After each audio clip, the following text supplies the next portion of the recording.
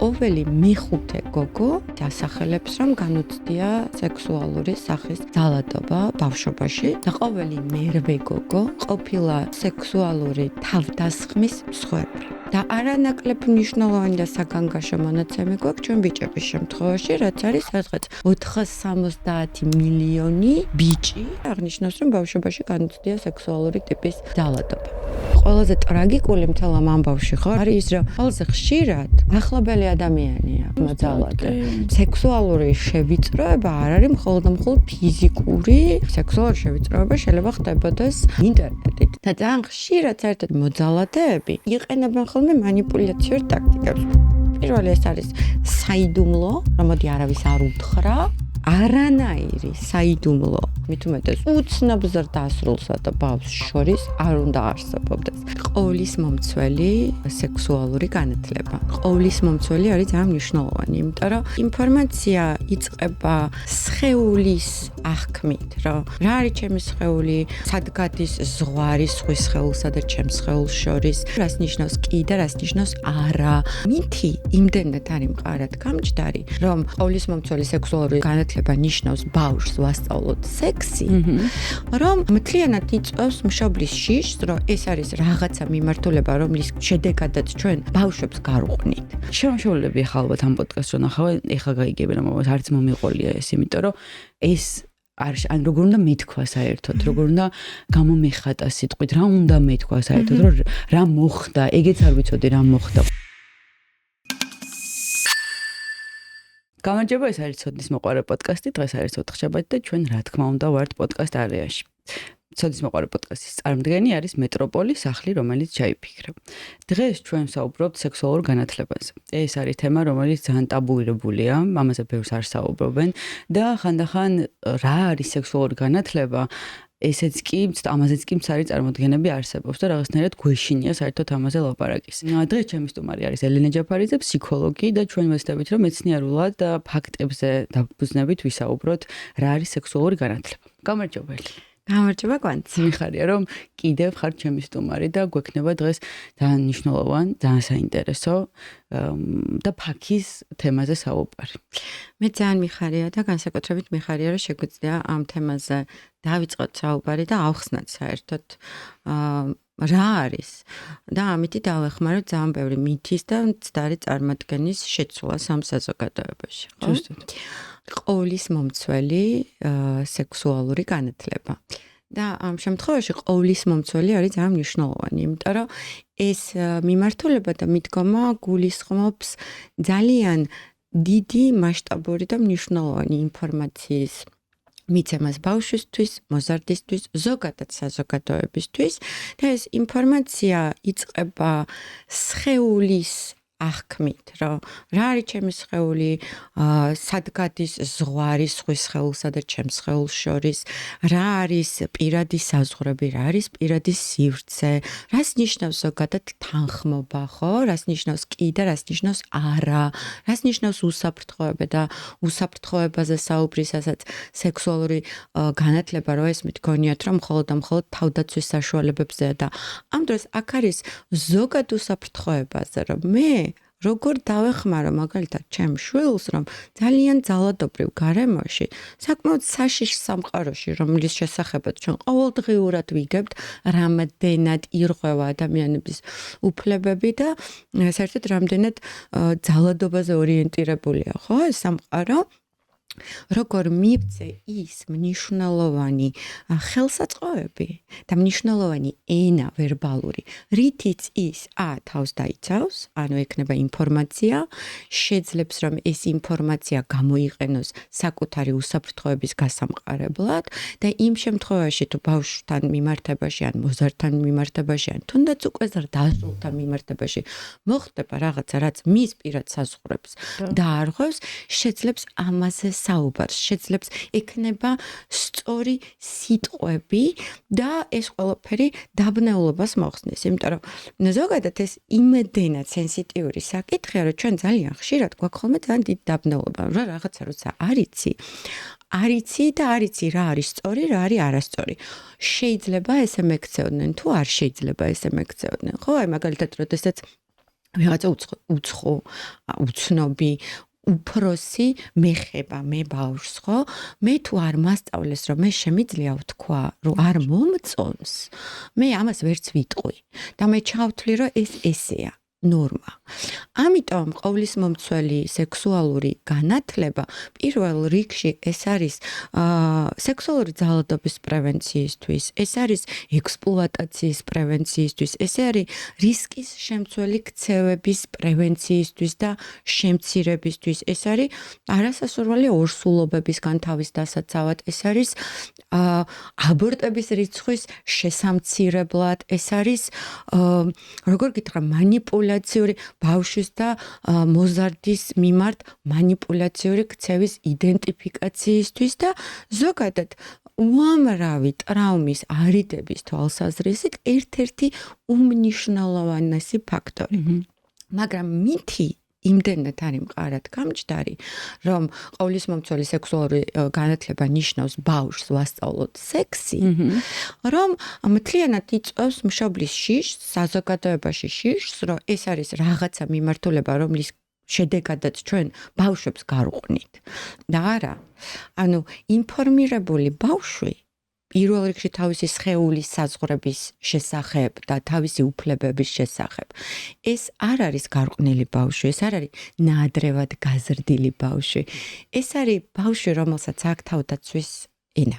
ეს არის ბავშვი, რომელსაც აქვს შანსი დროულად მიმართოს მაგალითად თუნდაც უფროს დახმარებისთვის. Სუსტად. კი. რეალურად საინტერესო იქნება, მოდი წერტილიდან დავიწყოთ კიდევაც, სანამ კამერას ჩართვარებ, მე მოგიყევი კიდევაც ჩემი ამბავი. დღესაც ამ თემაზე გადავწყვეტ საუბარი. ვიხსენებდი, რომ ხო არ ყოფილა ჩემს ცხოვრებაში რამე ეგეთი. და ყველაზე მკაფიოდ რაც გამახსენდა ერთ-ერთი ფაქტი იყო, მახსოვს რომ სკოლის ასაკის ვარ, მივდიოდი სკოლაში მეტროში და მეტროში დილით ხდება კატასტროფა, მაშინაც კატასტროფა ხდებოდა, ეხლა კატასტროფა ხდება, გულისხმობ რას ძალიან ბევრი ხალხია და იჭყლიდებ. და ვდგავარ ესე და ველოდები როგორ მახსოვს თავისუფლების მოედანზე და ჩავსულიყავი, იქიდან იყო ასასვლელი ჩემს სკოლაში და ვიღაც კაცი მედგა უკან ახლა რო ყვევი, ახალც მახსენდება ის შეგრძნებები რა. ვიღაც კაცი მესვა უკან და როგორც აი ძალიან ახლოს მოვიდა ჩემთან რა. და აი სხეულით ბოლომდე მომაწვა. ეს არ იყო რომ ადგილი არ იყო და მაგიტომ მაწვებოდა. ეს სხვა განზრახვით იყო ეს ყველაფერი. რაც გავაკეთე მახსოვს რომ ესე ხელი მუცელში დავარტყი, რომ თითქოს რომ გაწავლო, ვერაფერს ვერ შვებოდი, ვერც ვიყმა მოვიღე, ვერც ვიყვირე, ვერც ვიღაცას დახმარება ვთხოვნა. საერთოდ ვერ მივხვდი იმ მომენტში რა ხდებოდა. ერთ-ერთი ხვდებოდი რომ ეს არ მინდოდა რომ მომხდარიყო და ეს ცუდად ხდება და აი ეს გავაკეთე და კიდევ კარგი რომ მალევე იყო ჩემი გაჩერება და ჩავედი. და შემოშოლები ახლა ალბათ ამ პოდკასტს რო ნახავენ, ეხლა გაიგებენ რომ არც მომიყოლია ეს, იმიტომ რომ ეს არ ვიცოდი რომ ეს ან როგორ უნდა მეთქვა საერთოდ, როგორ უნდა გამომეხატა სიტყვით, რა უნდა მეთქვა საერთოდ, რომ რა მოხდა, ეგეც არ ვიცოდი რა მოხდა, უბრალოდ ვიცოდი რომ უცხო ადამიანის შეხება არ მინდოდა.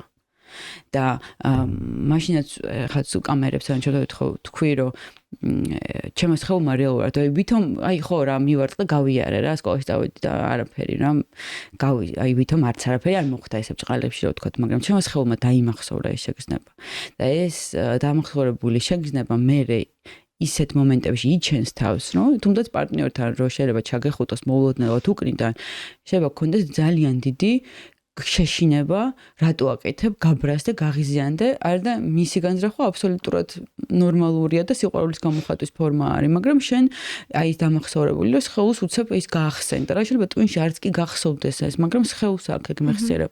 და რეალურად ძალიან დიდ პრობლემებს გიჩენს მე რაღაცაც შეიძლება არც ვფიქრობ და არც ვიფიქრია და მე რაღაც მომენტში პარტნიორი იქნება თუ მეგობარი იქნება თუ ცხოვრებისეული რაღაც პრობლემები რო გიჩნდება, საიდან მოდის ნეტა ეს ყველაფერი, ხო? ზუსტად და შენ ძალიან სწორად ახსენი და აღნიშნე, რომ სხეულს აქვს ეს მახსოვრება, სხეული მახსოვრებს და წარმოიდგინე ესეთი შემთხვევები, ახლა რასაც შენ ყვები, ალბათ ყოველ მეორე გოგოს შეიძლება ქონდეს, განსაკუთრებით ჩვენი ასაკისას, ხო? იმიტომ რომ არც ჩემს სამეგობროსაც რო გადახედო, სანაცნობოსაც, აი რომ დასვა ეს შეკითხვა, პირველ იმაზე შეიძლება გითხრან, რომ არა კაცო, მსგავსი არაფერი არ მომხდარა, მაგრამ როგორც კი იწყებ ახსნა, საიდან იწყება იგივე სექსუალური შევიწროება, რას ნიშნავს?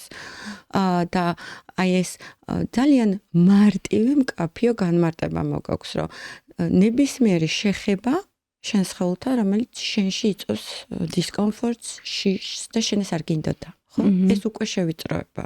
გინდა დაარქვი სექსუალური, გინდა დაარქვი შევიწროება. რას ნიშნავს, რომ მე მთლიანად ვიკუმშები, ანუ მე ვშეშდები და არ ვიცი როგორ მოვიგერიო, როგორ განთავისუფლდე და სხვათა შორის ზრდასრულ ადამიანებს გვიჭირს ხოლმე ამასთან გამკლავება, ხო? ეხლა რო წარმოიდგინე, რომ გადაჭედილ ტრანსპორტში თუნდაც მე ზრდასრული აი უცებ აღმოჩნდა აი ამ სიტუაციაში პირველი შეიძლება გავშეშდე ან შეიძლება ძალიან დავიბნე და ვერ გავიგო იმიტომ რომ იდენტიფიცირებაც რთულია ხოლმე რა რომ ეს უცაბედად მოხდა განზრახ მოხდა როგორ მოხდა მაგრამ არის შემთხვევები როდესაც აბსოლუტურად მიზანმიმართულად ხდება განსაკუთრებით გოგონების სხეულთან აი ესეთ გადაჭედილ ტრანსპორტში შეხება ხო და ბავშვმა არ იცის ბავშვმა არ იცის რა მოხდა, ბავშვმა არ იცის რომ ამაზე შეუძლია ლაპარაკი და თქვას უბრალოდ რეჩი რომ მე არ მესიამოვნა და აქედან დაიწყოს მისი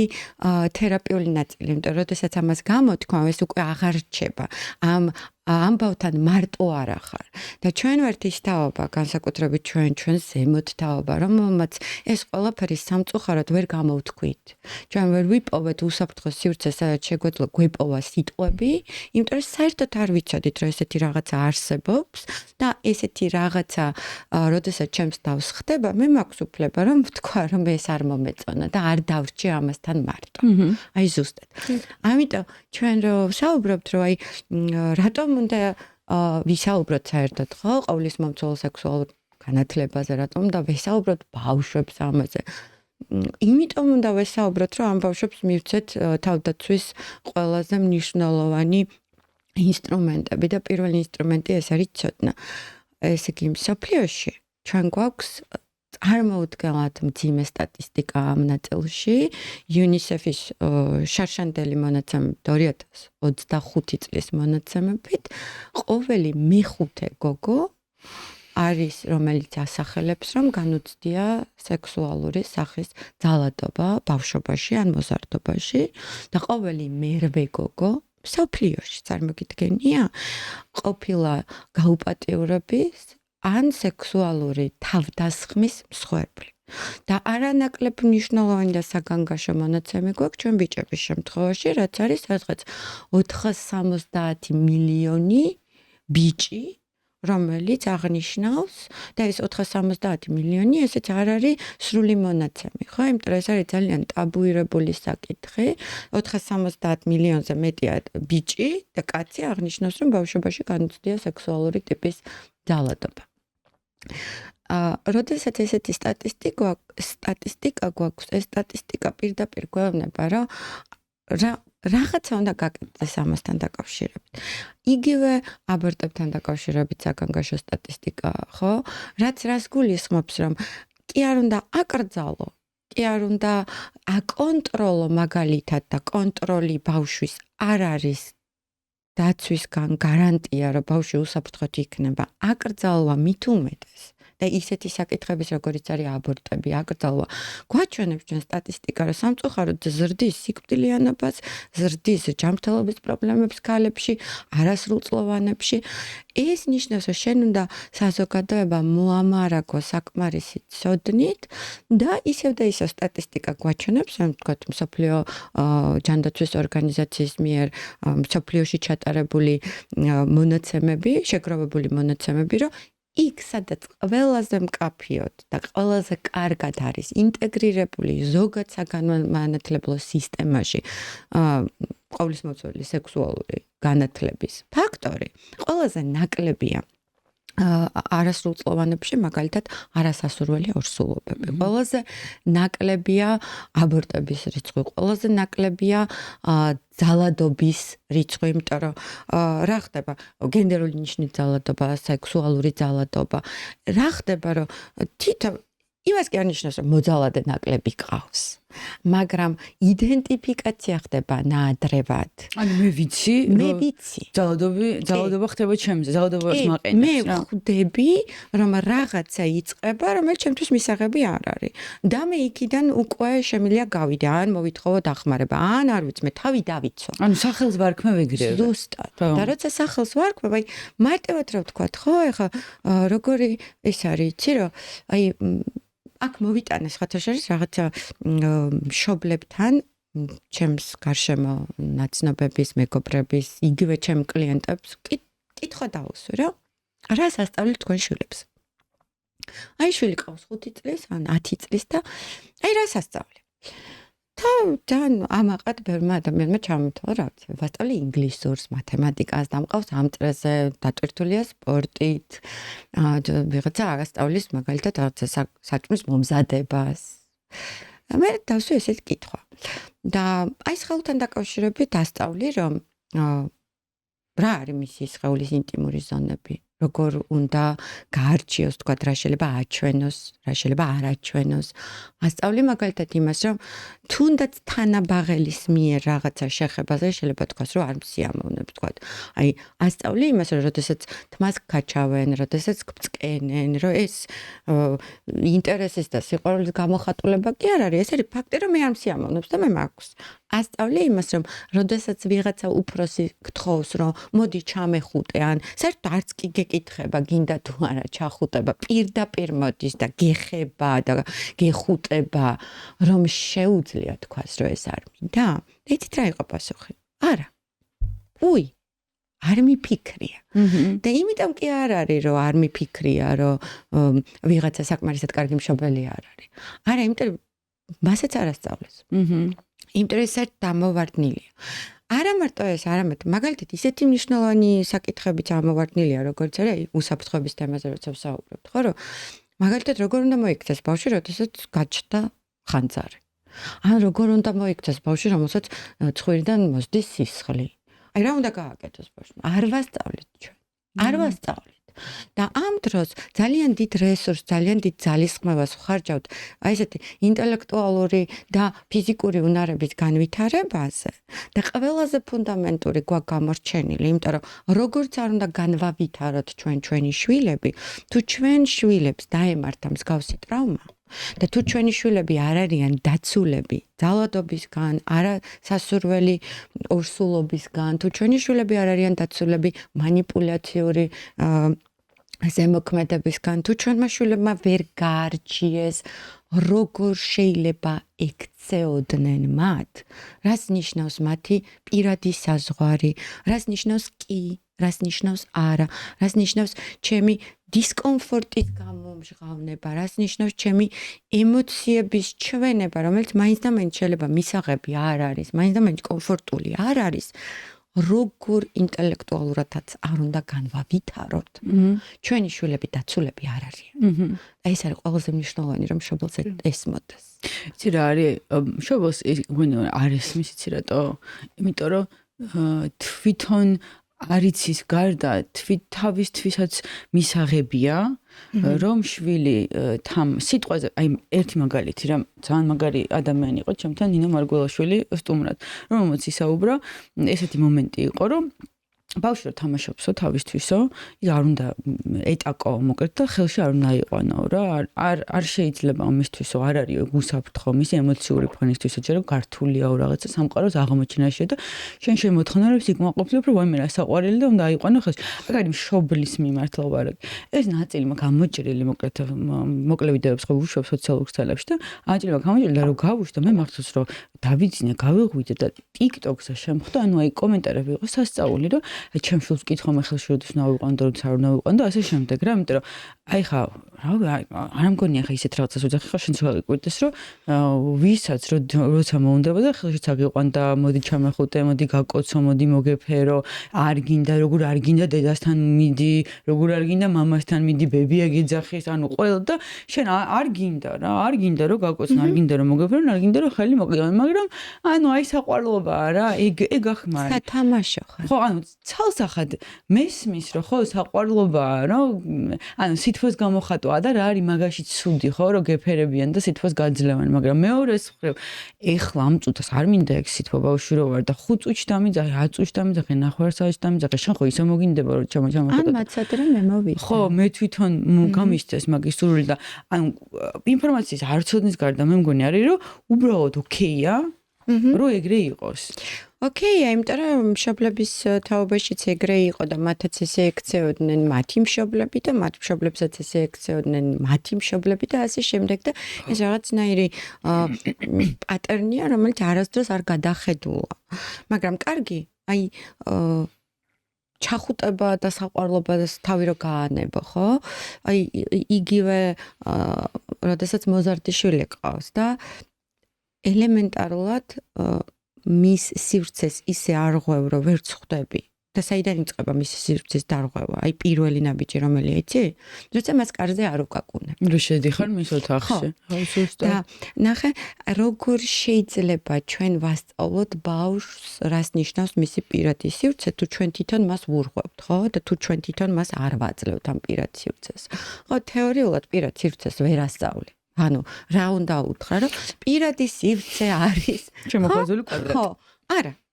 მაგრამ პრაქტიკაში როგორ ექცევი შენ მას და რამდენად ცემ მას პატივს, აი ასე ისწავლება. და როცა შენ მას ცემ პატივს, მან უკვე იცის როგორ შეიძლება მას ექცეოდნენ და როდესაც ეს ქცევა იცვლება და სხვანაირად ექცევა, მას ამაზე უკვე აქვს რეაქცია. აი ერთ მარტივ მაგალითს მოგიყვან კლინიკური პრაქტიკიდან.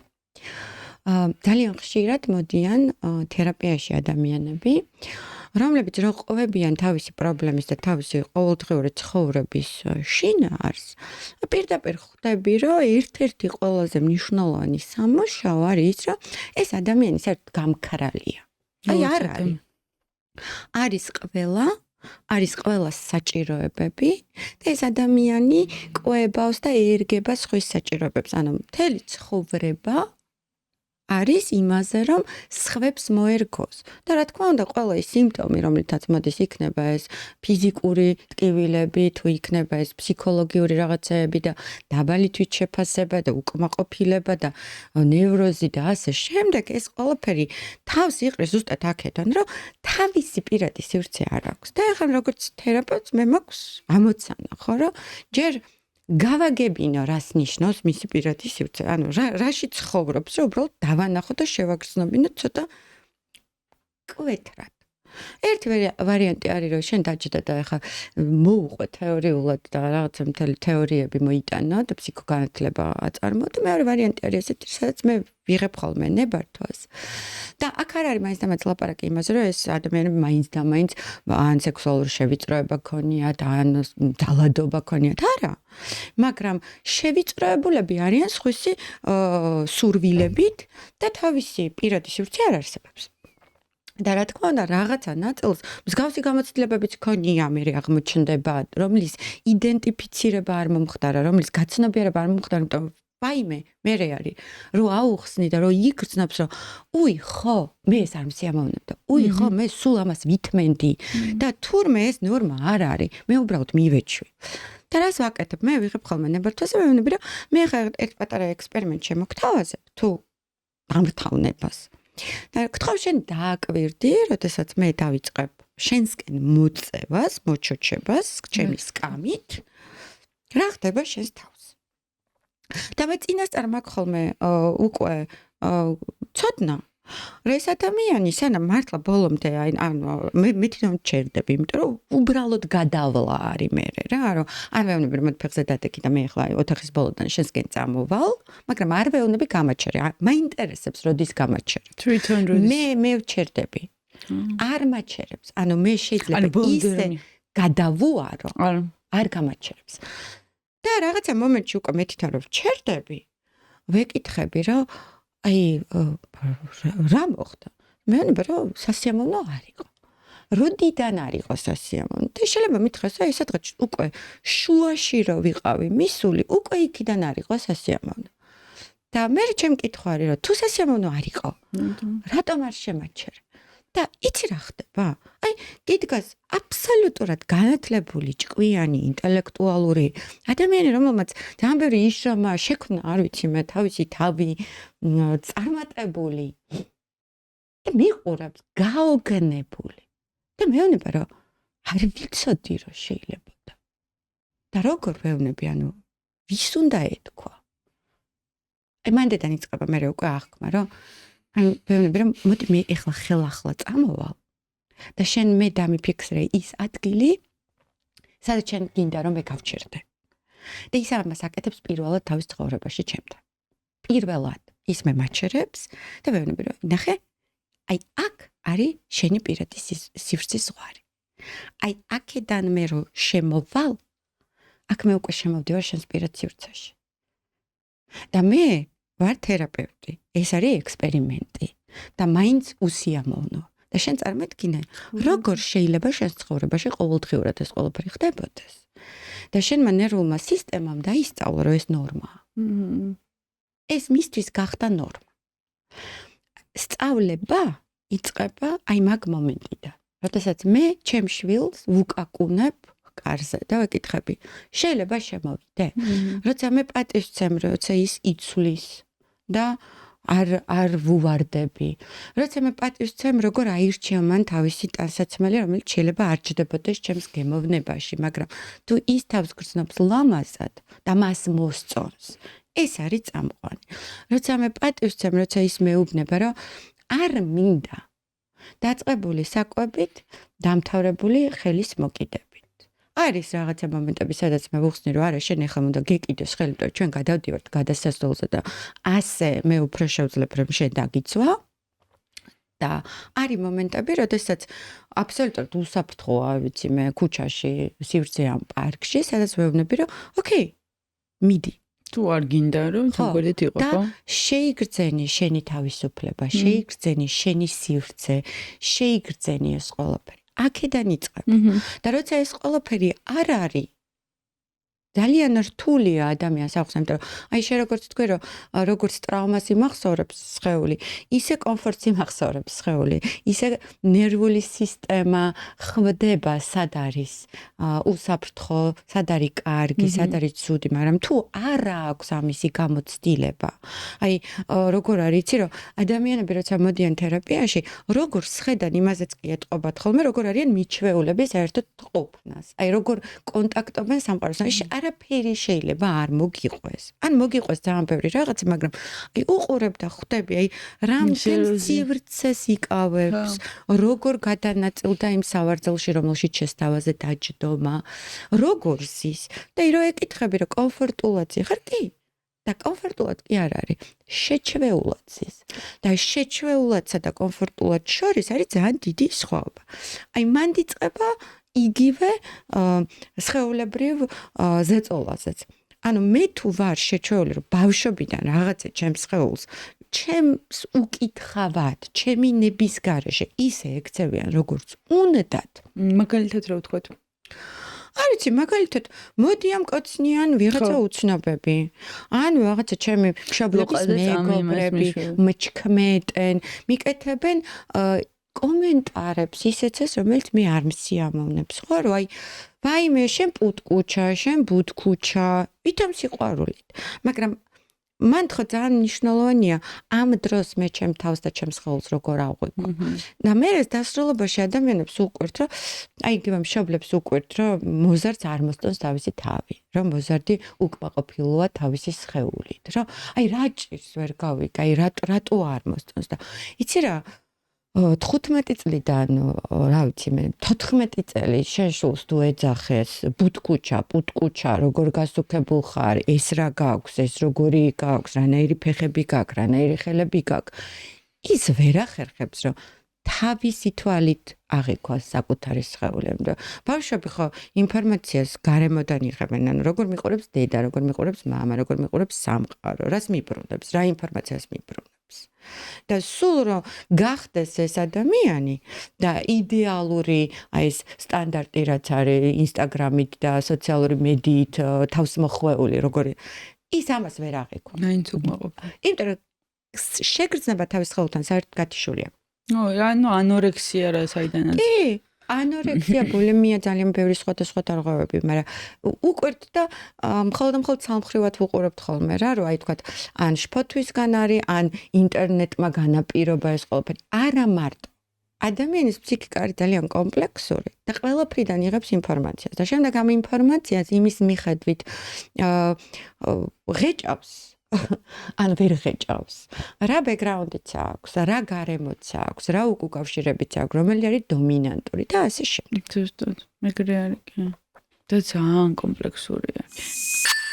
როდესაც სახლზე ვფიქრობ, ხოლო საცხოვრებელი სივრცე არ გახსენდება. სახლი არის ადგილი, სადაც შენ ქმნი შენს მომავალს, შენს სიმშვიდეს და შენს ცხოვრებას. სწორად ამას გვთავაზობს დეველოპერული კომპანია მეტროპოლი.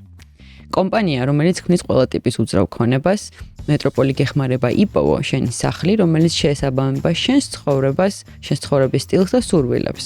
მეტროპოლი, სახლი, რომელიც შეიფიქრა. სარლოვარკვევით თან მიხსენებდი რა, რამდენი რაღაც, აი მაგალითად რო გეუბნებიან, რომ ხო, როგორ გასუქდი, ან როგორ გახდი, არავინ არ გეკითხება, ანუ სულ მაქხოლმე ეგ რომ მე შენ კითხე როგორ გავსუქდი, ან კითხე როგორ გავხდი, ანუ შენი აზრი ვიკითხე და მომინდა რომ მომესმინა, ან კაი, ესეც გადავდოთ ვერა, მაგალითად თმა აი ჩემ თვის აი ეგრე ეხა შეიძლება ცოტა პარადოქსული რაღაცა ცოტა თმა როგორ გიხდება როცა გეუბნებიან რაღაცნაირად ჩემთვის იგივენერად ასოცირდა რა ანუ მე შენ თუ არ მიკითხავს თმა მიხდება თუ არ მიკდება შენ რატო აძლევ მესმის რომ ეგეც რაღაცა კეთილი განზრახვა რომ განახო რომ აი ლამაზი ხარ დღეს თუ რაღაცა რა მაგრამ არ ვიცი მაგაც მგონია რომ მანდაც ნებართვა უნდა იყოს რა ან შეიძლება უბრალოდ ხარ ლამაზი ხარ ან მომწონ ხარ და ან შეიძლება პირველი დასმის კითხვა იყოს ეგეთი რომ შეიძლება გითხრა და მე გითხრა რომ ლამაზი ხარ ან შეიძლება გითხრა და მე გითხრა რომ რაღაცა თმა არ გაქვს ცუდად კარგად უბრალოდ მე მგონია რომ ეგ ძალიან რთულად ის არის რა ქვია მისაღწევი და ბევრ სხვა პრობლემასაც გამოიწვევს მაგრამ აი ბავშვებში ნეგატივის ფრქვევა განსაკუთრებით უნდა იყოს აკრძალვა ხო თალსაღად მაგრამ ბავშვებთან მიმართებაში ახლა შენ რას თქვი მე მაქვს ეგეთი რაღაც რომ თუ ბავშვისა ჩემი დივშვილის რა მაგალითად თუ მინდა მისი ჩახუტება ყოველთვის პირველი რასაც ვეუბნები არის რომ შეიძლება რომ ჩაგეხუტო თუ მეტყვის რომ კი მაგ შემთხვევაში ვეხუტები და თუ მეტყვის რომ არა კარგი ვეუბნები არც ტირი ვარ ვაიმე ხა როგორ არ ჩამეხუტე არც ვეუბნები რომ შენ ცუდი გოგო ხარ მანიპულაცია მე ამით ჩამეხუტე ანუ არ გინდა ჩახუტება არ გინდა ჩახუტება გინდა მოხვალ ჩამეხუტები ანუ ეს რაღაცნაირად მგონია ძალიან ჯანსაღი და ნორმალური აბსოლუტურად ზუსტად მე არ დამავიწყდება პირველად როდესაც ერთ-ერთ ზრდასრულს გავუკეთე შენიშვნა სავით გამომივიდა მაგრამ ჩემ შვილებთან ერთად ვიყავით და მეორე ძალიან პატარა იყო და მოვარდა პარკში და აიყვანა ხელში რა იქვე ვდგევარ ანუ და დაიწყო ბავშვის ბურთაობა და ჩახუტება და ბავშვი დაიბნა და მე გავბრაზდი რომ აი ამდენს ვფიქრობ, ამდენს ვცდილობ მე. და უცებ ვიღაცა აბსოლუტურად ისეთი არაახლობელი, თან ჩემთვისაც კი არაახლობელი, თავის თავს აძლევს უფლებას ჩემ შულს ასე მოექცეს. და ვერ დავმალე ეს. აი ბრაზის კი არა, მრისხანება მქონდა, რომ მეთქი დასვიეხავე.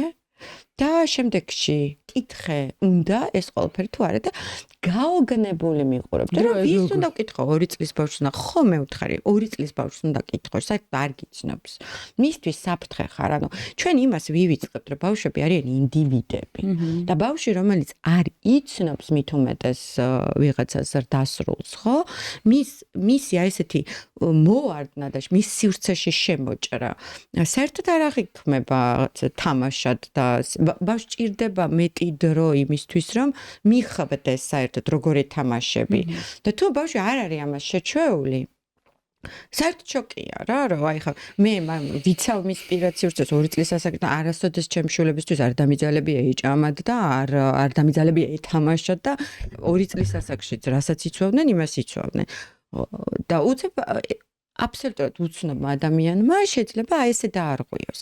მაგრამ ძალიან მნიშვნელოვანია მშობლის რეაქცია მაგას. ძალიან მნიშვნელოვანია მშობელმა დაუდასტუროს შულს, რომ ხო, იცი რა, შენ თუ არ მოგეწონა გაქვს უფლება არ მოგეწონოს, გაქვს უფლება არ მოგეწონოს. აი კიდევ რამდენიმე ძალიან მნიშვნელოვანი მომენტი, რაც ჩვენ უნდა ვუთხრათ, აი ის რო გავაგრძელოთ, თქვა, სადაც საუბრობ, რომ რას ვასწავლით, ხო? განსაკუთრებით იმ ასაკის ბავშვებს, რომლებსაც უკვე აქვთ ტელეფონი, რომლებსაც აქვთ სოციალური ქსელი, რომლებსაც აქვთ დამოუკიდებლობა, ხო, სადღაც 10-11 წლიდან ვიღაცას უფრო ადრეც კი აქვს, ხო? სექსუალური შევიწროება არ არის მხოლოდ ფიზიკური, როდესაც ერთ სივრცეში არიან ადამიანები. სექსუალური შევიწროება შეიძლება ხდებოდეს ინტერნეტით და ინტერნეტით გვაქვს ყველაზე მაღალი ალბათობა, ძალიან ბევრი საფრთხის შემცველი კომუნიკაციისა ზრდასრულებსა და ბავშვებს, დასრულებსა და მოზარდებს შორის და სრულიად დაუცველია ბავშვი თუ ჩვენ ამ მიმართულებით არ მივაწოდეთ ინფორმაცია. და ძალიან ხშირად საერთოდ ესეთი მოძალადეები იყენებენ ხოლმე манипуляციურ ტაქტიკებს. პირველი ეს არის საიდუმლო, რომ მოდი არავის არ უთხრა. და ეს საიდუმლო 5 წლის ბავშვსაც უნდა იცოდეს საიდუმლოს შესახებ, რომ არანაირი საიდუმლო ზრდასრულსა და ბავშვს შორის მით უმეტეს უცნობ ზრდასრულსა და ბავშვს შორის არ უნდა არსებობდეს. და უნდა ესმოდეს განსხვავება სიურპრიზსა და საიდუმლოს შორის. რომ ერთადერთი რაც შეიძლება ჩვენ დედას არ ვუთხრათ, არის რომ თუ საჩუქარი გვაქვს დედასთვის არ გავამჟღავნოთ. ან თუ კარგი ნიშანი მივიღეს სკოლაში, ცოტა ხანი არ ვუთხრა და მე სიურპრიზად გავახარო. და ეს ყოველთვის ყველაფერი უნდა იყოს სიხარულთან დაკავშირებით. ნახეთ, ძალიან მნიშვნელოვანია ბავშვს უთხრა, რომ საიდუმლო უნდა არსებობდეს მხოლოდ სიხარულთან დაკავშირებული. თუ საიდუმლო არის გარკვეული დისკომფორტის შემცველი, თუ საიდუმლო არის, რომელიც შენ გაშინებს, შენ გაბნევს, შენ გაღელვებს, შენში იწვევს დაძაბულობას, ეს საიდუმლო არის საფრთხის შემცველი და შენ ყოველთვის მოგისმენ მითხარი და დაგეხმარები აქედან გამოსვლაში. რა თქმა უნდა, ჩვენ უნდა გავითვალისწინოთ ბავშვის ასაკი, ჩვენ უნდა გავითვალისწინოთ სიტყვები, რომლითაც ველაპარაკებით ბავშვს. ამიტომ არის აუცილებელი, რომ აი ამ ყოვლისმომცველ სექსუალურ განათლებას აქვს ვიზუალური მასალები, ასაკზე გათვალისწინებული მასალები, ასაკზე გათვალისწინებული გაიდლაინები, როგორ ველაპარაკებით ბავშვებს. ანუ ინსტრუქცია მშობლისთვის, რომ მშობლის მიერ ნათქვამი ტექსტი მაქსიმალურად გასაგები იყოს ასაკიდან გამომდინარე, ხო? ანუ შეიძლება 5 წლამდე სხვა, 5-დან 8-მდე სხვა, პირობითად ვიძახი 8-დან 12-მდე სხვა. ნუ აი 5 წლამდე ნამდვილად სხვა არის და უფრო მეტად არის ვიზუალურ მასალებზე გამახვილება ყურადღების და მაგალითებით ჩვენება. თქვა 10 წლის ასაკში ბავშვთან უფრო სიღრმისეული საუბარი შეიძლება, მაგრამ ამომავალი წესი ყველაფრის არის ის, რომ შენ თვითონ როგორ ეკცევი შენ შვილს. იმიტომ რომ რაც არ უნდა ასწავლო, თუ შენ თვითონ არ ღვევ ამ წესებს. თუ შენ არ უსმენ, თუ ბავშვი თავს გრძნობს დისკომფორტში და საფრთხეში, რომ რაღაცა რო თქვას დაარწყვენ, ან არ დაუჯერებ, რაც არ უნდა გააკეთო, სამწუხაროდ, ბავშვი გრჩება დაუცველი, ხო? ამიტომაც პირველ რიგში ეს არის მშობლის პასუხისმგებლობა. აი 10 წლის ბავშვთან განსაკუთრებით, ახლა იმის მიხედვით, ხა პირობითად ვიძახი 10 წელს, მაგრამ თუ ბავშვს აქვს წვდომა სოციალურ მედიასთან, განსაკუთრებით მნიშვნელოვანია უთხრა, რომ ამ სამყაროში, აი ამ ონლაინ სამყაროში, ბევრად უფრო მეტია ძალადობა, ვიდრე მას წარმოუდგენია. და შეიძლება ადამიანები თავს იკატუნებდნენ მისი ასაკის ხელა გოგოთან ბიჭად და სინამდვილეში იყოს ამის მიღმა აბსოლუტურად ზრდასრული, რომელსაც აქვს ბოროტი განზრახვა. ერთი მომენტი არის საიდუმლო, მეორე არის ბავშვის დადანაშაულება. ამას თუ არიზავ მაწყენინებ. და ბავშვს იყენებენ ისინი, მოძალადეები. კი, ძალიან ხშირად. ამას თუ არ გააკეთებ, მე მაწყენებან. ჯერ შედის ბავშვთან დობაში და შემდეგ იწყებ ესეთი ტიპის манипуляცია და ესეც უნდა აეხსნას, რომ რაღაცა რისი გაკეთებაც არ გინდა, როგორც არ უნდა ეწყინოს. სხვაც ეს არის იმის პრობლემა. შენ არ უნდა შენ გაქუფლება, ყველაფერს თავი დაანება, შენ გაქუფლება სხვას აწყენინ. არა მიზანმიმართულად წახვიდე და რაღაც დაუშავო. მაგრამ თუ ვიღაცა შენ გთხოვს, გააკეთო რაღაც, რაც შენ არ გინდა და გაშინებს, რომ ამით აწყენინებ, ეს ადამიანი არასწორად არა შენ. ეხლა მაგალითად აქ ასე რა ქვია მაყურებელს ბოდიში თუ შეგაწყვეტინე, მაგრამ მაყურებელს ექნება კითხვა ერთი იმაზე, რომ 10 წლის ბავშვს თუნდაც სოციალური ქსელი და მედიაო, მაგრამ მაგაზე აქ ვეუწყო და ალბათ დამეთანხმები, რომ არ უნდა თუ უნდა ფაქტები არსებობს, რომ აქვს და შესაბამისად, როცა ფაქტები არსებობს, ჯობია იმაზე ვიზრუნოთ, რომ როგორ არ მოხდეს მსგავსი რაღაცა, ვიდრე ის რომ რაღაცა ავკრძალოთ რა. და მეორე ხე შენ რო თქვი, რომ აი თუ მაწყინებ ამას, მშობლებისგან ძალიან ხშირად გამიგია, ალბათ მე ძალიან მახსოვს, მაგრამ ეხლა ცილი ვარ დავწამოთ ჩემ მშობლებს თუ არ იმეცადინებ, ძალიან მაწყენინებ ხე. თუ არ შეჭამ, ძალიან მაწყენინებ შენ. ესეც უნდა არ იყოს ნათქვამი მშობლის მხრიდან, მშობლის მხრიდანაც ეგ манипуляცია თითლება? აუცილებლად. ანუ ჩვენ ამოცანა ჩვენი რა არის? ბავშვი გავზარდოთ პასუხისგებლობა, ხო? პასუხისგებლობა იზრდება манипуляციით არიზრდება პასუხისგებლობა. ანუ პასუხისგებლობას მე ვიღებ, როდესაც რაღაცას არ გავაკეთებ და შედეგს დავინახავ. ანუ ოკეი, არ მეცადინეობ? აიღე შენ თავზე პასუხისგებლობა, რომ სკოლაში მიიღებ დაბალ ნიშანს, რომ შეიძლება მასწავლებელი იყოს უკმაყოფილო, რომ შეიძლება მე გული დამწყდეს.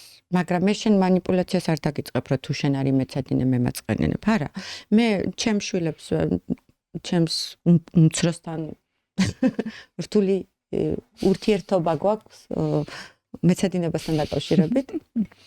სადაც ჩემი ამოცანა არის ხოლმე ორი, რომ შევინარჩუნო სიმშვიდე და ყველაზე მარტივი არის, რომ манипуляცია დაიწყო.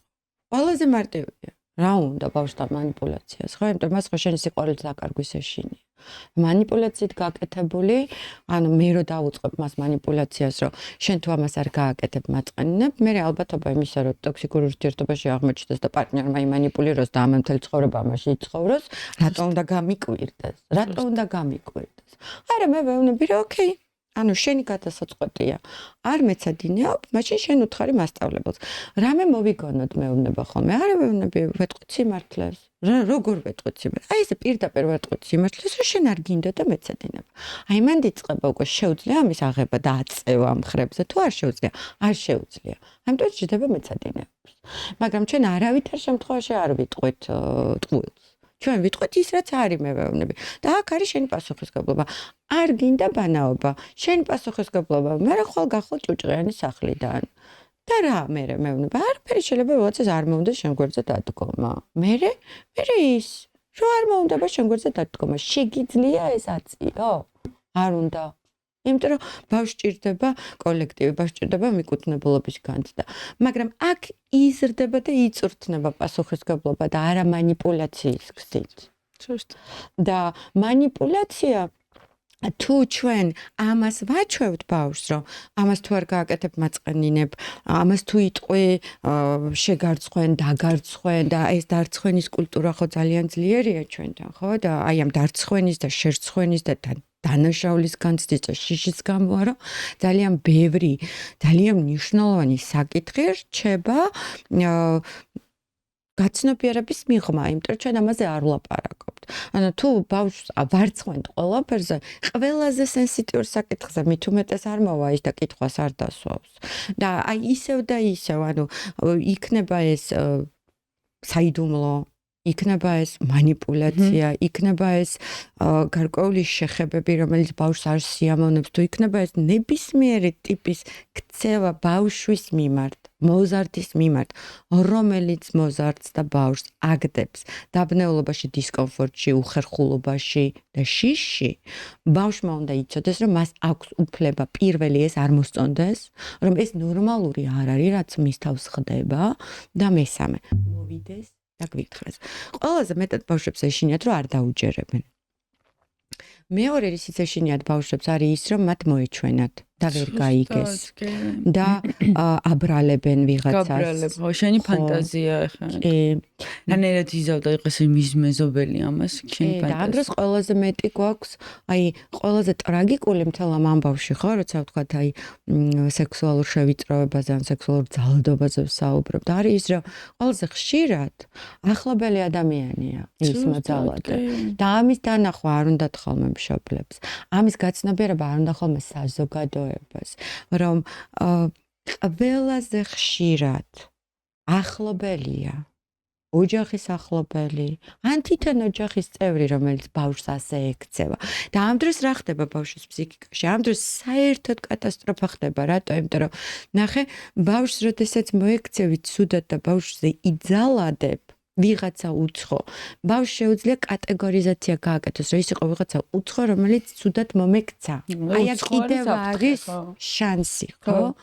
და როდესაც ბავშვს აქვს მოჯაჭულობა, აქვს სიყვარული, აქვს სითბო ადამიანის მიმართ, რომელიც მასზე ძალადობს, ფიზიკურად, სექსუალურად არ აქვს მნიშვნელობა, მორალურად, ბავშვის ფსიქიკა იხლიჩება. ბავშვი ვერ ხვდება, რომ თუ მიყვარს და ვუყვარ ვარ, როგორ ძალადობს. და ნახე მაშინ რას აკეთებს ფსიქიკას არ შეუძლია ამისი ატანა და ამასთან გაჩერება. და მაშინ იწყებს ფსიქიკა განდევნას და ბავშვისთვის ინტერპრეტაციის მიწოდებას, რომ ესე იგი მე დავიმსახურე. მე გავაკეთე რაღაც არასწორად, რის გამოც ის გაბრაზდა ან ასე მომექცა. ჩემშია პრობლემა, მე ვარ დეფექტური, მე. და ასე იგება მე უკვე იდენტობა. მესამე მომენტი არის რა, იცი რომ აი არ გაგიგია მაგალითად იგივე ზრდასრულებს, რომლებიც გაბედავენ როგორც იქნა, მოიკრებენ ძალას და ლაპარაკობენ ძალადობას. ხმას ამოიღებენ და იმაღლებენ სექსუალურ ძალადობაზე, სექსუალურ შევიწროვებაზე ან ფიზიკურ ძალადობაზე და საზოგადოება რას პასუხობს, რომ აქამდე სად იყავი?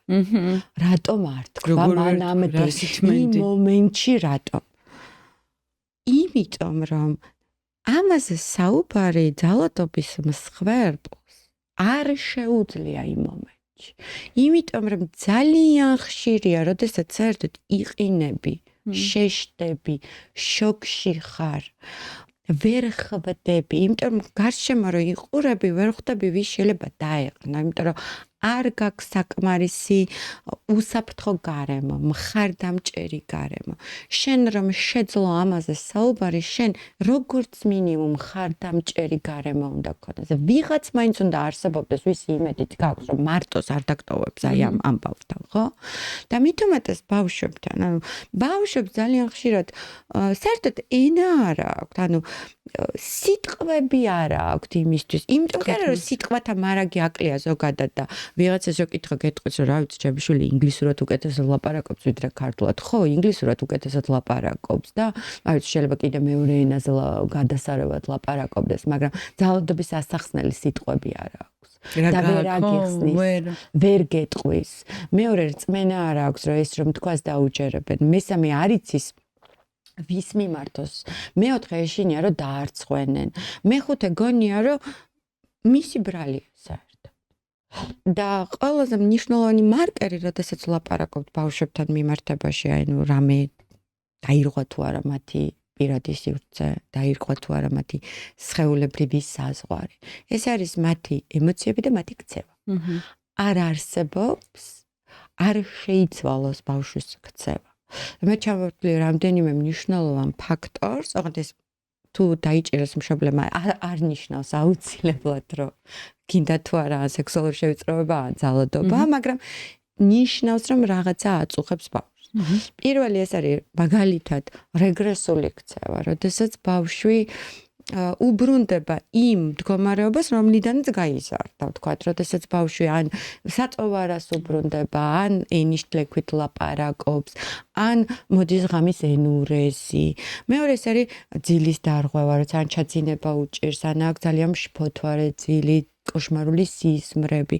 მესამე ეს არის სხეულებრივი რეაქციები, როცა მაგალითად ბავშვს ძველებურად ეხები, ვთქვათ, სითბოს გამო და ბავშვი გრთის და არ სიამოვნებს. მეოთხე შეიძლება იყოს, როდესაც კონკრეტული ადამიანის მიმართ ბავშვი ამჟღავნებს შიშს. და ძალიან ხშირად არის ხოლმე ეგეთი რაღაცები, როდესაც ბავშვი უარს ამბობს მაგალითად ბაღში წასვლაზე, უარს ამბობს მაგალითად სკოლაში წასვლაზე, კონკრეტული ადამიანის მიმართ აქვს განსაკუთრებული აგრესია ან შიში. და თვითდაზიანება, თვითაგრესია, რომელიც ძალიან ხშირია განსაკუთრებით მოზარდების მიმართ და რა არის ეს არის რეტროფლექსია ბრაზის, რომელიც მე ვიღაცა ცუდად მომექცა, გამაბრაზა, მე არ მქონდა უსაფრთხო სივრცე, რომ ჩემი ბრაზი და რეაქცია გამომემჟღავნებინა და დამებრუნებინა პასუხი, ვერ დავაბრუნე პასუხი და მთელი ეს პასუხი და მთელი ეს ბრაზი, რომელიც აი იმას ეკუთვნის, მომართე ჩემი თავისგან. იმიტომ რომ ის არსად არ მიდის, ხო? აი ეს არის ის ფაქტორები და კიდევ სხვადასხვა ფაქტორები, სადაც აი ვატყობთ, რომ ბავშვის ემოციური მდგომარეობა არის საგრძნობლად შეცვლილი, სადაც რაღაცა მოსწონს და ის აღარ მოსწონს ძალიან, რაღაცა აქტივობებში უარს იძახის ჩართვაზე, დაკარგა ინტერესი ან უფრო ჩუმი გახდა, ან უფრო აგრესიული გახდა, ან აი ეს ემოციური საქანელა, ხან ძალიან ეგზალტირებულია, ხან ძალიან სევდიანია. არ არსებობს ბავშვმა სხეულით და ემოციით არ გვაჩვენოს და არ მიგვანიშნოს, რომ მას ჭირდება ჩვენი მხარდაჭერა.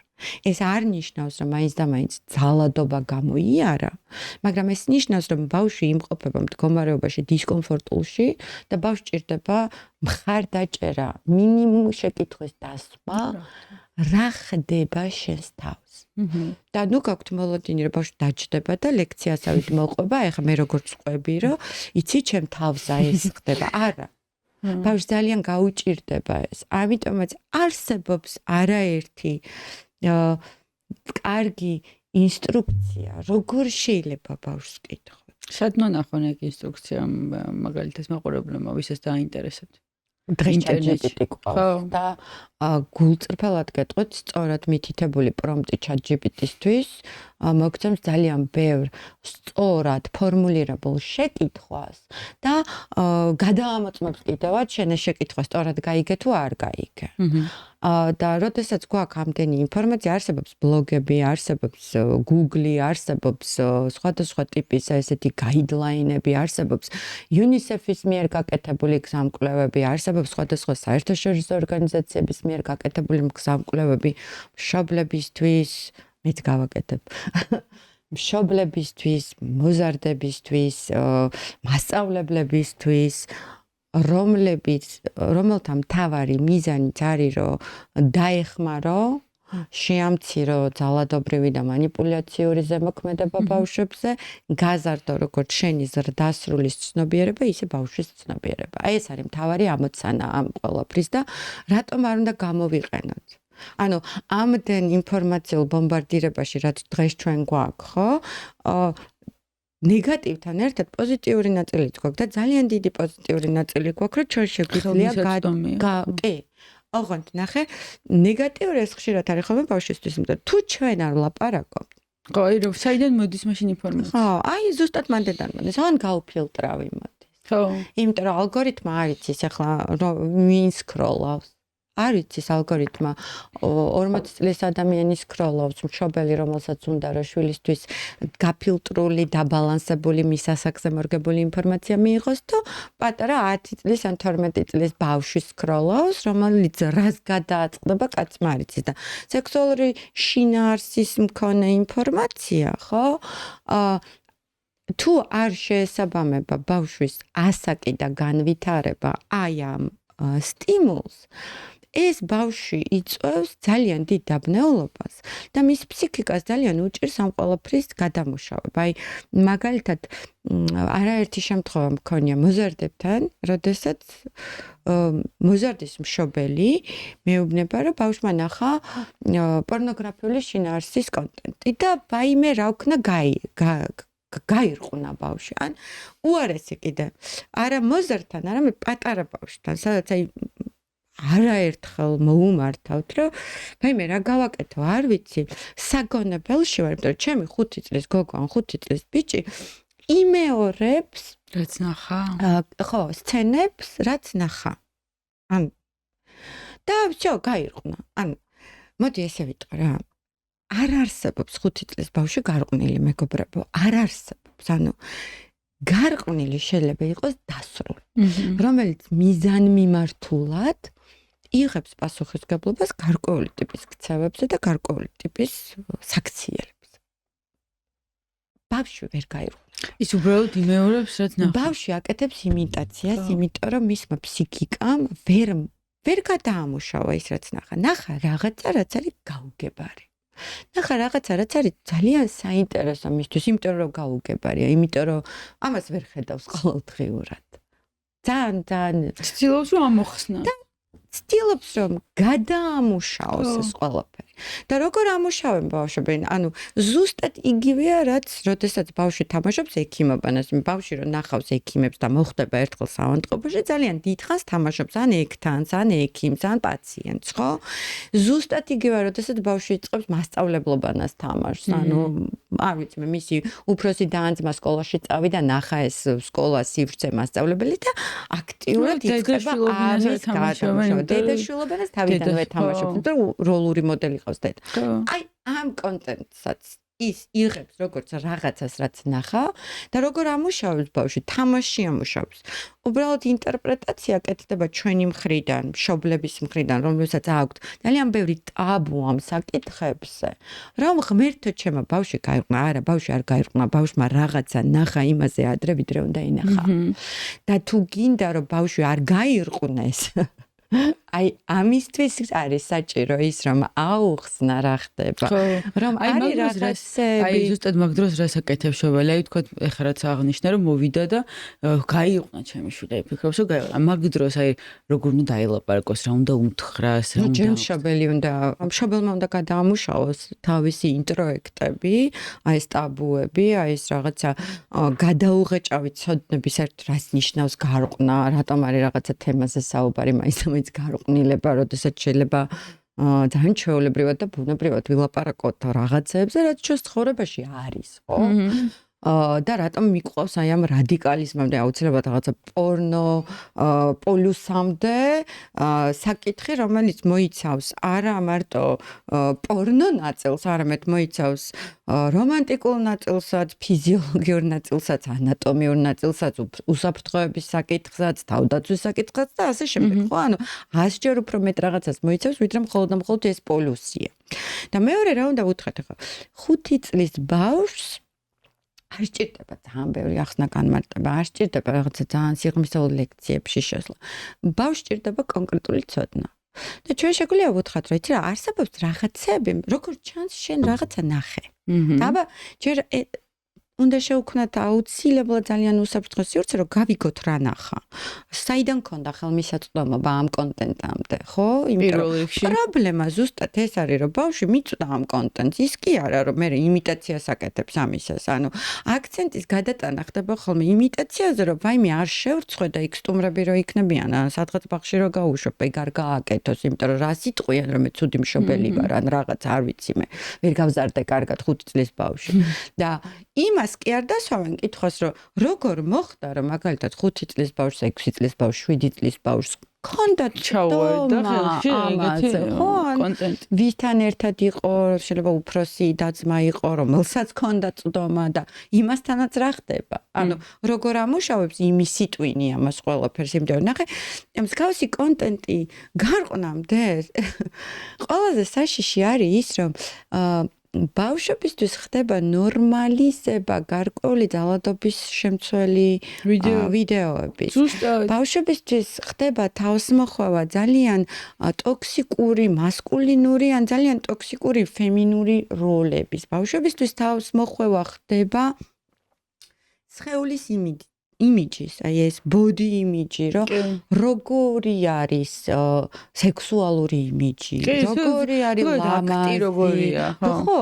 და ეს ყველაფერი უნდა აეხსნას ბავშვს, ну, აი, განსაკუთრებით ბოზარს, რომ იცი, ეს არის დადგმული.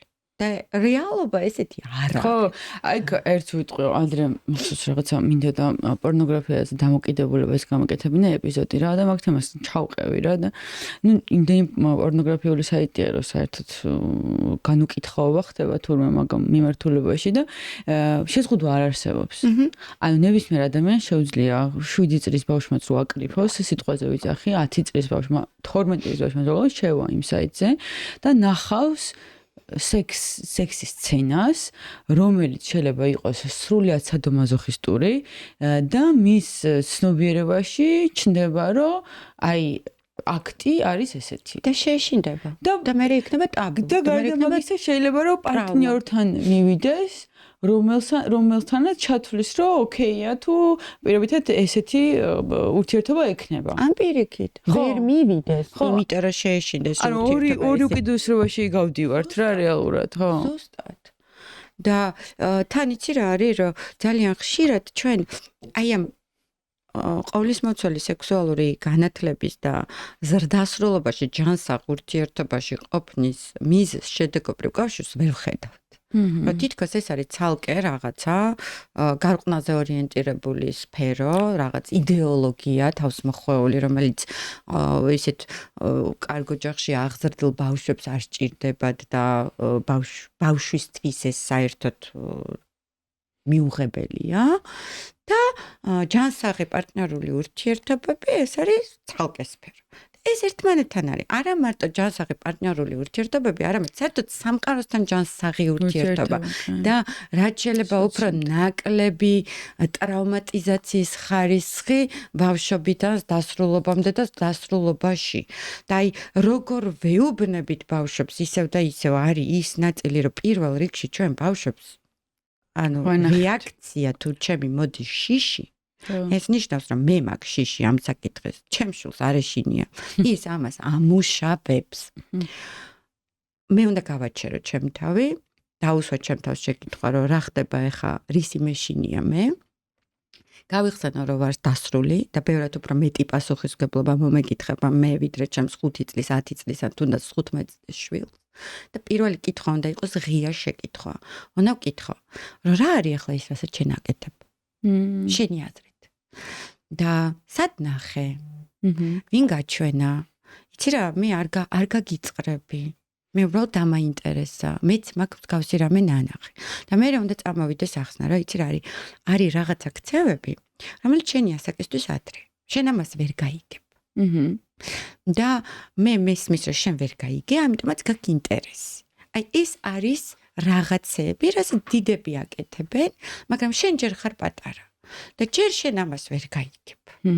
აი აქედან იწყება. მართლა აქედან იწყება, რომ ბავშვს დაუდასტურო, რომ მე დავინახე, რომ შენ რაღაცა ინფორმაცია მიიღე, რომელიც ვერ გაიგე. და მე კი არ დაგსჯი ამ ინფორმაციისთვის და მე კი არ დაგსჯი იმის გამო, რომ შენ ამის იმიტაციას აკეთებ. მე მესმის და მე მესმოდეს მშობელს, რომ ამის იმიტაცია გარყვნილებით კი არ არის ნაკარნახები. არამედ იმისთვის არის, რომ მისმა ფსიქიკამ ეს გადაამუშავოს. და მე გავიხსენო, რა მაქვს ნათქვამი ბავშვისთვის, სხეულზე იქნება ეს, უსაფრთხოებაზე იქნება, ასე იქნება თუ ისე იქნება. და რაც უფრო დიდია ბავშვი და რაც უფრო შედის მოზარდობაში, მით უფრო მეტია ჩემი პასუხისმგებლობა, რომ გადავამოწმო, რა ინფორმაცია აქვს მიღებული ინტერნეტიდან, რა იცის არასასურველურ სულობაზე, რა იცის აბორტზე, რა იცის სექსუალურ შევიწროებაზე, რა იცის სექსუალურ ძალადობაზე, რა იცის თავისი ორგანიზმის შესახებ, ხო? აი, ჩვენ იცი, ხშირად გვავიწყდება, რომ არიან ბავშვები, რომლებსაც აქვთ ძალიან ბევრი ინფორმაცია, არა ასე ვთქვათ, გაფილტრული, მაგრამ აქვთ ინფორმაცია და მე ახერხებენ, რომ ვთქვათ, ერთმანეთთან საუბრის შედეგად რაღაცები გაფილტრონ და ყავთ კიდევ მასწავლებლები და ხო არის სხვადასხვა საგანი, ყოველ შემთხვევაში ჩემი შვილები გადიოდნენ და მეც ამიხაროდა, რომ იყო ეს საგანი, ეს საზოგადოებრივი განათლება, სადაც ეს საკითხები ასე თუ ისე იყო დაფარული და თუ მასწავლებელი იყო მონდომებული და სენსიტიური ამ ნაწილში, მასწავლებელი ახერხებდა, რომ ბავშვებთან ძალიან ჯანსაღად ესაუბრა ამ თემებზე. და მე ჩემი შვილებისგან ვიგებდი ხოლმე ინფორმაციას, რომ რა ვთქვათ, რა გაიარეს და როგორ რამდენად სწორად და ჯანსაღად აქვთ ეს ყველაფერი აღქმული. მაგრამ არიან ბავშვები, რომლებიც არიან არა მარტო ინფორმაციულ ვაკუუმში, არამედ იზოლაციაში, სოციალურ იზოლაციაში და ჩვენ ყავს საზოგადოებაში ძალიან ბევრი რისკ ჯგუფი, რომლებთანაც არა მარტო სასურველი, არამედ აუცილებელია ეს მიმართულება არსებობდეს, იმიტომ რომ ეს არის ერთადერთი თავდაცვის საშუალება, რომ ეს ბავშვები არ გახდნენ ძალადობის მსხვერპლები. ეს ბავშვები არიან მაგალითად შშმ ბავშვები, ეს ბავშვები არიან ინტელექტუალური და კომუნიკაციური უნარების შეზღუდვის მქონე ბავშვები, ეს ბავშვები არიან ინსტიტუციებში მცხოვრები ბავშვები და ასე შემდეგ. აი ეს რისკ ჯგუფები, სადაც არსებობს მითი, რომ ამათ საერთოდ არ სჭირდება, როგორ შეიძლება ამათ ველაპარაკოთ, რაში სჭირდებათ ველაპარაკოთ სექსზე. და ამ დროს მსოფლიო სტატისტიკა გვაჩვენებს, რომ ორჯერ კი არა, 4ჯერ უფრო მოწყვლადები არიან ეს ბავშვები ძალადობის და მათ შორის სექსუალურად ძალადობის მიმართულებით. 4ჯერ. და რატომ? იმიტომ რომ აქ განსაზღვრულ როლს თამაშობს მოძალადისთვის მათი დამოკიდებულება, ანუ ეს არ არის დამოუკიდებელი ინდივიდი. ხშირად დამოკიდებულია ზრდასრულზე და მათ შორის არის აღმზრდელზე ან მომვლელზე და დამოკიდებული და ზუსტად ის მომვლელია, რომელიც მასზე ძალადობს. ჩვენ წარმოუდგენელი სტატისტიკა გვაქვს მსოფლიო მასშტაბით ეგეთი, ხო? ბავშვები, რომლებიც ინსტიტუციებში არიან და 2000-იანების დასაწყისში, როცა სტუდენტი ვიყავი, უყვები ამ ამბავს, რომ მაშინ 2006-2005-დან დაიწყო დეინსტიტუციონალიზაცია, ესეთი დიდი ბავშვთა ინსტიტუციების, ხო, სადაც ბავშვები აღზრდებლებთან ერთად ცხოვრობდნენ. და რაღაცა პროექტი იყო, სადაც ისტორიებს და მონაცემებს ვაგროვებდით ამ ბავშვების შესახებ, რომლებიც შემდეგ უკვე უნდა გადანაწილებულიყვნენ მცირე საოჯახო ტიპის სახლებში. და იცით, არანაკლებ შემზარავი იყო ეს ყველაფერი, ვიდრე ვთქვათ ნინო წმინდაოს პანსიონატის ამბები, რომელიც სახალხო დამცველმა გამოიტანა და ასე შემდეგ. არანაკლებ შემზარავი იყო. შემზარავი იყო ის ძალადობის ხარისხი, რომელსაც ეს ბავშვები თავისი აღზრდელების მხრიდან და თავისი მომვლელების მხრიდან განიცდით. ამიტომ ეს არის და ჩვენ ყავს ესეთი ჯგუფები, ხო? ჩვენ ყავს ბავშვები, რომლებსაც ისედაც პრობლემა აქვთ ვერბალური კომუნიკაციის, ბავშვები, რომლებსაც შეიძლება ჰქონდეს პრობლემა ინტელექტუალური უნარების და განვითარების. ასეთი ბავშვებისთვის კიდევ უფრო მნიშვნელოვანია, იმიტომ რომ ისინი 2ჯერ და 4ჯერ უფრო ნაკლებ დაცულები არიან და ზუსტად რომ ამ ბავშვებს და მათთან მომუშავე პერსონალის გადამზადება უნდა ხდებოდეს, რომ ეს ბავშვები დავიცვათ, იმიტომ რომ ეს არის ერთადერთი შესაძლებლობა, რომ სხვადასხვა ტიპის ვიზუალური მასალის, მათზე ადაპტირებული საგანმანათლებლო ტექსტების და საზოგადოების ინფორმირების შედეგად გავზარდოთ ცნობიერება, რომ ეს ჯგუფები დავიცვათ და ასევე სხვა ბავშვები, რომლებსაც ჩვენ ვზრდით, ხო, რომ რა ვიცი, მე ვასწავლი ჩემს შვილს რა უნდა გააკეთოს წვრიდან სისხლი რომ მოსდეს, რომ თავი უკან არ უნდა გადაწევოს. მე ეგრე მქონდა ნასწავლი, იცი? ძალიან დიდი ვიყავი. კი, ზუსტად, და ასე ვიყავი ხოლმე და ამ დროს ეს უკან მიდის ყველაფერი. და აი ამას თუ ვასწავლი, რომ ცეცხლის დროს რა არ უნდა გააკეთოს, ზუსტად ისევე ვასწავლი, რომ მე მირჩევნია საზოგადოებამ ჩათვალოს, რომ ჩემი შვილები არიან უზრდელები. აი ამ ინტროექტის და სტერეოტიპის გათვალისწინებით. ბევრად მირჩევნია, რომ ჩემი შვილები იყვნენ დაცულები. ვიდრე საზოგადოებას მიაჩნდეს, რომ კარგად აღზრდილი გოგოები მყავს და რას ნიშნავს კარგად აღზრდილი გოგო დღევანდელ საზოგადოებაში? გოგო, რომელიც ყველაფერზე იძლევა თანხმობას. და თანხმობა ჩვენ საზოგადოებაში რატომღაც განიხილება მარტო ცალმხრივად. თანხმობა განიხილება კიდ. და თანხმობაში შედის არაც. თანხმობის საკითხი ეს არის მთლიანობა, კის და არას არსებობა ერთად. და რამდენადაც მე შემიძლია ვთქვა კი რაღაცეებზე, ზუსტად ისეთივე უფლება მაქვს მე ვთქვა არა. კი, ზუსტად. და აი ამ კის და არას ერთობლიობა ისწავლება ბავშვობიდან და ასწავლის მშობელი, როგორ იღებს თვითონ მშობელი საკუთარი შვილის არას. ჩემ შემთხვევაში ძალიან დიდი დისბალანსი მაქვს, ანუ იმდენად ბევრი არა, რომ უკვე ვფიქრობ, რომ რაღაცნაირად უნდა კისკენ ანუ მართლა არ ვიცი ახლა სერიოზულად პრობლემა არის, იმიტომ რომ ფაქტობრივად ზოგჯერ ერთი კიცკი აღარ არის ხოლმე და სულ არებია. მაგრამ ამ არებს როგორი რთულიც არ უნდა იყოს, მე ვიღებ. არ არის მარტივი. ყველაზე მარტივი არის მანიპულაცია დავიწყო ბავშვის ქცევის სამართავად, მაგრამ ეს ჩვენ არ მიგვიყვანს ჯანმრთელი ინდივიდის ფორმირებისკენ. და ეს ჯანმრთელი ინდივიდი თუ არ გვეყოლება, არც ჯანსაღი ურთიერთობა არ იქნება. და შესაბამისად არ ჯანსაღი საზოგადოება არ გვექნება და აი ხა ზემოდან რომ წამოვიდეთ ქვემოთ, ხო? კითხვა რა გვაქვს, რომ რა ხდება ჩვენ საზოგადოებაში, რატო არის რომ გვაკლია სიჯანსაღე, გვაკლია ჯანსაღი ურთიერთობა. აი ზუსტად იმიტომ. აბსოლუტურად გეთახმა. ცალსახ. ხო და შესაბამისად გონია რომ მე მგონი გასაგები გახდება ამ პოდკასტის მერე რას ნიშნავს ეს ყოვლისმომცველი სექსუალური განათლება და რომ სექსუალურ განათლებას აქ უჭირავს ალბათ მაქსიმუმ 10% და დანარჩენი 90 ეს არის ყველაფერი რაც გარანტიას გვაძლევს რომ ჯანსაღ საზოგადოებად ჩამოვყალიბდეთ. ჩვენ საზოგადოებაში ხო ვფიქრობთ რომ ლაპარაკობდი არას თქმა რომ დავიწყე არა რომ ვისწავლე. იც გარშემო რა ხდებოდა. როგორ თუ არას და არ შეგიძლია რომ ის გაგვიწიო და არა და ისა და ესა არა მეთქი არა. ხო. არა და მორჩა. ეს ძალიან ეს ჩემთვის არ მომხდარა ეს ბავშვობის ასაკში მე დიდი ვიყავ უკვე ეგ რო ვისწავლე რომ არა და ჩემი არა ნიშნავს არას და იმის უკან არ დგას რომ მე ან ვფიქრობ ან კის ვფიქრობ და არას გეუბნები არ დგას. არა ნიშნავს არას და დამთავრდა. ეხლა რო ლაპარაკობთ ხან მახსენდებოდა რომ რა ჩვენ საზოგადოება ვართ რომელიც დიდი ხანი ვიყავით იმაზე რომ ბიჭებს პირველი სექსუალური კონტაქტი ქონდათ 12 წლის ასაკში 13 მიყავდა არ ვიცი კულტურულად როგორ ზალადობა. ხო რა თქმა უნდა და რა menstruაციის შესახებ არაფერი ვიცოდეთ გოგოებმა და არ ვიცი აი ბევრი რამე და ეს პასპორტის ჩვენება მითები რო დადეს ეხლა მე მაგას შემსწრი არ ვარ და არც გამიგია ჩემს სანაცნობო სანათლისაოში მაგრამ ეს ხო ჩვეულებრივია ეს გაიღვიძე წამოდი ფორტეპიანოზე დაუკარი იმიტომ რომ ნახვან სტუმრებმა რა მაგარი შვილი მყავს და ასე შემდეგ და აი ეს მაინტერესებდა ტუჩებში კოცნა ძალიან ბევრი შუბერი ტუჩებში კოცნის ხოლმე შვილებს და ეს ნორმალური არის მე არ ყვაშული არ ვიცი მაგრამ აი შოლებმა იციან რა მოდი გაკოცა და ტუჩებში კოცნიან და ხო უცხოეთშიც არის არ ვიცი მართლა არ გითხრა არ მაქვს მაგას პასუხი აი გულწრფელად მე არ კოცნი ჩემ შვილებს ტუჩებში ძალიან ასაკს დედატბა ძალიან პატარა ბავშვებს კოცნიო ხოლმე მე მესმის მაგრამ ხო აი ბევრი რამე არის რა მე ხა გულწრფელად რომ ბევრჯერ მithქვამს და კიდევ ერთხელ გომერობ რომ რაც პოდკასტი დავიწყე და ესეთ თემაზე ვსაუბრობ მე აღარ მაქვს კითხვები რატო არის ჩვენი საზოგადოება ცუდ დღეში მართლა აღარ მაქვს რა სამწუხაროდ მე ხო